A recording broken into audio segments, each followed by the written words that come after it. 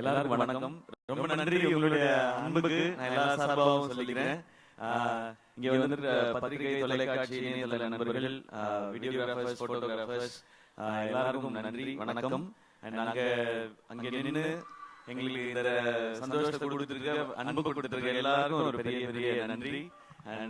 என்னோட டீம் இந்த பராசக்தி இவ்வளவு பெரிய ஒரு ஃபிலிமாவும் எக்ஸ்பீரியன்ஸாகவும் மாறி இருக்கிறது காரணமான இங்க இருக்கிற அத்தனை பேருக்கும், இங்க வர முடியாத அத்தனை பேருக்கும் என்னுடைய நன்றி, வணக்கம். பராசக்தி ஒரு 1960களில் நடந்த ஒரு விஷயத்தை வச்சு அதை சுத்தி ஒரு கதையை அமைச்சிருந்தாங்க சுதா மேம். இந்த படம் பண்றதுக்கு மிக முக்கியமான காரணம் என்ன அப்படின்னு கேட்டீங்கன்னா, இந்த கதை அப்படின்றத தாண்டி ஃபர்ஸ்ட் ரீசன் வந்து சுதா மேம் தான். அவங்க தான் ஃபர்ஸ்ட் ரீசன். ஏன்னா அவங்க இந்த படம் பண்ணலாம்னு சொல்லும்போது பண்ணலாம், அதுக்கப்புறம் தான் நான் பண்ணலாம்னு முடிவு எடுத்துட்டு தான் இந்த ஸ்கிரிப்டை படிச்சேன் நான். ஏன்னா அவங்க எவ்வளவு மெனக்கெட்டு இருந்தாங்கன்னா, இந்த படத்துக்காக கிட்டத்தட்ட ஒரு 4-5 ஆண்டுகள் இந்த படத்துக்காக அவங்க வின் பண்ணிருக்காங்க. ஸோ நான் இந்த கதையை தெரிஞ்சுக்கிட்ட பிறகு இதை பத்தி நான் எதுவும் ரிசர்ச் பண்ண வேண்டிய அவசியமே இல்லை. 4 வருஷம் கிட்டத்தட்ட ஒரு டிகிரியே முடிச்சிருக்காங்க, இல்ல ஒரு யூஜி பிஜி எல்லாம் முடிச்சிருக்காங்க. ஸோ அவங்க என்ன சொல்றாங்களோ அதை செஞ்சா போதும்ன்றதா இருந்தது. இதுல இந்த படம் பண்றது ஒரு பெரிய சவால் எல்லாருக்குமே, நடிக்கிறதா இருக்கட்டும், இந்த கேரக்டரை ஏத்துக்கிறதா இருக்கட்டும், எல்லாரும் இந்த சவாலுக்கு தயாரா இருந்தோம். மேமுக்குமே இது ரொம்ப சேலஞ்சிங்கான ஒரு விஷயமா தான் எடுத்து பண்ணிருக்காங்க. பட் இந்த மாதிரி சவால்ல தலைவர் சொல்ற மாதிரி சோதனையை சந்திச்சாதான் சாதனை அப்படின்ற மாதிரி இந்த படம் அப்படி ஒரு சாதனையா தான் இருக்கும்னு நான் நம்புறேன். ஏன்னா அவ்வளவு விஷயங்கள் கடந்து வந்திருக்கோம். தேங்க்யூ ஆகாஷ் ப்ரோ, இந்த படத்தோட ப்ரொடியூசர் நீங்க, இந்த படத்தை நீங்க சிரத்தை எடுத்து பண்ணதுக்கு. அண்ட் அதை தாண்டி படங்கள் நிறைய பண்ணிட்டே இருக்கோம். ஒரு படம் எடுக்கிறது மட்டும் இல்ல, கொண்டு போய் மக்கள்கிட்ட சேர்க்கிறது ரொம்ப முக்கியம். அது என்ன மாதிரி வகையில இந்த படத்தை புரிஞ்சுக்கிட்டு செய்யறதுன்னு ஒண்ணு இருக்குல்ல, அதுக்கு இந்த ஈவெண்ட் ஒரு எக்ஸாம்பிள் நினைக்கிறேன். ஸோ உங்களுக்கும் உங்க டீமுக்கும் வாழ்த்துக்கள், நன்றி. அதுக்கப்புறம் நான் ஆக்சுவலா எல்லார பத்தியும் ஆடியோ லான்ச்ல தான் பேசணும்னு வச்சிருந்தேன். ஏன்னா நிறைய இருக்கு, எனக்கு ஒவ்வொருத்தருக்கும் 10-10 நிமிஷம் இருக்கு. ஒரு எபிசோட வச்சிருக்கேன். இங்க மத்தவங்க எல்லாம் பேசிட்டதுனால நான் ஒரு வரியாவது பேசணும்னா, யூடியூப்ல வந்து அழகாக பேசிய ஜெயம் ரவி, அதை கண்டுகொள்ளாத சிவகார்த்திகேயன் அப்படின்னு போடுவாங்க. அதனால நான் 2 வரியாவது பேசிடுறேன். அத்தர்வா ப்ரோ, இவருக்கு எனக்கு ஈக்குவேஷன் வந்து சாப்பாடுல தான் எங்களுடைய கனெக்ஷனே. அவர் நல்லா ஃபிட்டா இருக்காரு, என்னைய டெசர்ட் சாப்பிட வச்சிருவாரு. அவரான அப்புறமா கோட் பண்ணுவாருன்னு நினைக்கிறேன். நான் அந்த சந்தோஷத்திலே தூங்கிடுவேன். அடுத்த நாள் கொஞ்சம் வெயிட் போட்டு போய் அந்த மாதிரி இருக்கும். பட் ஒரு பிரதர் பாண்டிங்ன்றது நீங்க படத்துல பாக்குறது நடிப்பு இல்ல, உண்மையா அவருக்கு என் மேல இருக்க கேர், எனக்கு அவர் மேல இருக்க கேர். எனக்கு அவரோட ஒரு ஸ்பெஷல் மொமெண்ட், அவரோட ஃபர்ஸ்ட் ஃபிலிம் ப்ரமோஷன் வந்து நான் அது ஹோஸ்ட் பண்ணும்போது அது வந்தாரு, அப்பாவோட வந்தாரு. அது எனக்கு ரொம்ப ஒரு மறக்க முடியாத ஒரு எபிசோட். இன்னைக்கு நான் அவரோட சேர்ந்து இந்த படம் பண்றேன்றது எனக்கு ரொம்ப ஸ்பெஷலா இருக்கு. அண்ட் மேம், உங்களை பத்தி இதுமே நான் சொல்ல போறது இல்ல, ஆனா நிறைய இருக்கு. எபிசோடெல்லாம் வச்சிருக்கேன், ஆடியோ லான்ச்ல. அண்ட் ரியலா வெரி ஹாப்பி. உங்களோட first Tamil film. Welcome Tamil audience. உங்களுக்கு தெரியும், இங்க வந்து ரொம்ப பயங்கரமான பெர்ஃபார்மரா இருக்கணும்னு அவசியம் இல்லை, ஆனா முயற்சி இருக்குன்னா அவங்க தட்டி தூக்கிட்டு வந்து மேல கொண்டு போய் வச்சிருவாங்க. அப்படி வந்தவங்க நான்தான். So welcome. அது இந்த மாதிரி ஒரு படத்துல இருக்கிறது ரொம்ப சந்தோஷம்.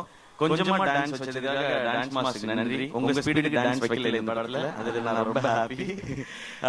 அண்ட் ரவி மோகன் சார், தேங்க்யூ, நீங்க இதை அக்செப்ட் பண்ணிக்கிறதுக்கு இந்த ரோல.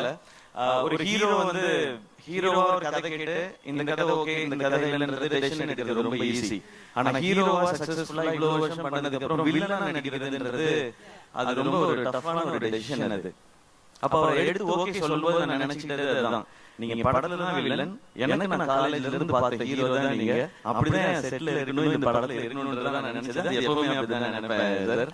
அதனாலதான் நான் ரவி மோகன் தான் ஃபர்ஸ்ட் நேம் இருக்கும். எங்க இருக்கிறதுல சீனியர் எங்களுக்கு அவர்தான். நீங்க தான் பெரியவங்க, நீங்க அப்படின்னு சொல்லி ஜிவி ப்ரோ, ஜிவியோட 100 ஃபிலிம் இப்பதான் சொல்லிட்டு இருந்தேன். அம்மா கேட்டாங்க, ஜிவி பிரகாஷ் 100 படம் பண்ணிருப்பா, சின்ன குழந்தையில இருந்து மியூசிக் போடுதோ அப்படின்னு காலையில கேட்டாங்க. அந்த வீடியோ இன்டர்வியூ பார்த்து, அம்மா சின்ன வயசுல இருந்து ஆரம்பிச்சாமா, நான் குழந்தையா இருக்கும்போது மியூசிக் டைரக்டர்லாம் 10 படம் 15 படம் எல்லாம் பண்ணலாமா, அதனால 100 படம் பண்ணிருப்பா, பெரிய விஷயம் சொல்லிட்டு இருந்தாங்க. உண்மையிலேயே பெரிய விஷயம். 100 படம் பண்றது இல்ல, அதுக்குள்ள எல்லா ஜானரும் பண்ணிட்டாரு அவரு.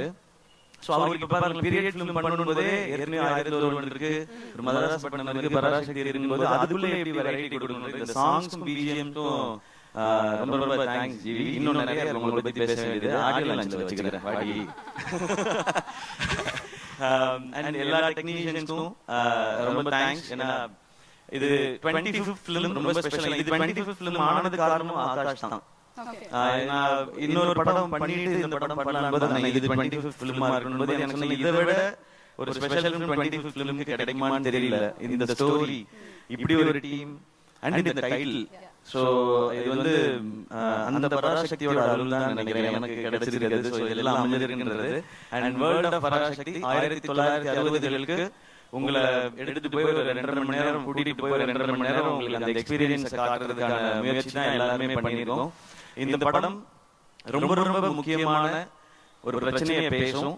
ஆனா அது கூடவே காதல், பாசம், வீரம், புரட்சின்னு எல்லாமே பேசுற படமா இருக்கும். இந்த பொங்கலுக்கு பராசக்தி ஒரு நல்ல செலிப்ரேஷனா இருக்கும். எல்லாரும் தேட்டர்ல பாருங்க. இந்த இடத்துல உங்களுக்கு ஃப்ரீ டைம் இருந்ததுன்னா அந்த எக்ஸ்பீரியன்ஸ் பண்ணுங்க. அப்படி நான் சொல்லக்கூடாது. ஏன்னா எவ்வளவு வேலை இருக்கு, கண்டிப்பா வரணும் அப்படின்னு கேட்பாங்க. உங்களுக்கு தெரியாது மேடையில பேசுறது எவ்வளவு கஷ்டம்னு. நான் யோசிச்சு பேசிருக்கோம். ஃப்ரீ டைம் இருக்கும்போது வந்து பாருங்க, வீக்கெண்ட் வந்துருச்சு இல்லையா? சோ எங்கயாவது பக்கமா அப்படி போகும்போது வாங்க, ஓ இதெல்லாம் பண்ணிருக்கீங்களான்னு இருக்கும். எனக்கு அந்த செவர்லே காரெல்லாம் பார்க்கும்போது அந்த மாதிரி ஒரு எக்ஸ்பீரியன்ஸ் தான் இருக்கு. நான் அதெல்லாம் கேள்விப்பட்டிருக்கேன், கேட்டிருக்கேன். அது நேரில் பார்க்கும்போது, அதை அனுபவிக்கும் போது அது ஒரு புது ஃபீல். அது அண்ட் இந்த இடத்துல இந்த ஈவென்ட் நடக்கிறது சூப்பர். ஆமா. சோ இந்த ஃபிலிமே அப்படிதான். இது இந்த ஃபிலிம் ஒரு blessing அப்படிதான் நான் நினைக்கிறேன். ஓகே, சிவகார்த்திகேயனோட முதல் படங்கள்லாம் வந்து பார்த்தா நம்மள சிரிக்க வச்சு ஹாப்பியா ஃபீல் பண்ண வச்சிருப்பாரு. அதுக்கப்புறம் அமரர்ல தேம்பி தேம்பி அழ வச்சீங்க கடைசில கிளைமாக்ஸ்ல. இந்த படத்துல நீங்க எந்த மாதிரி ஒரு அனுபவம், ஒரு ஃபீல் வந்து கிடைக்க போகுது உங்களுக்கு? Inspiring feel. எல்லாரும் ரொம்ப இன்ஸ்பைரிங்கா இருக்கு இந்த படம் பார்க்கும்போது. எஸ்பெஷலி இந்த படம் பராசக்தின்றது வந்து ஸ்டூடண்ட்ஸோட பவர் என்னங்கறத பேசுறது தான் இந்த படம். அந்த பவர் நிச்சயமா படம் பார்க்கும்போது உணர்வாங்க. ஓகே, எஸ்கே வந்து கண்ட்ரோல் பண்ணி பேசிட்டு இருக்காரு. என்ன மேம் கிட்டது போடு எஸ்கே நோ ஆடியோ மாதிரி மேம் சொல்லிட்டாங்க நான் செஞ்சேன். Okay okay, but I think we have to பண்ணாதீங்க மேம், அப்ப நீங்க சொன்னதெல்லாம் செய்யாத மாதிரி இருக்கு.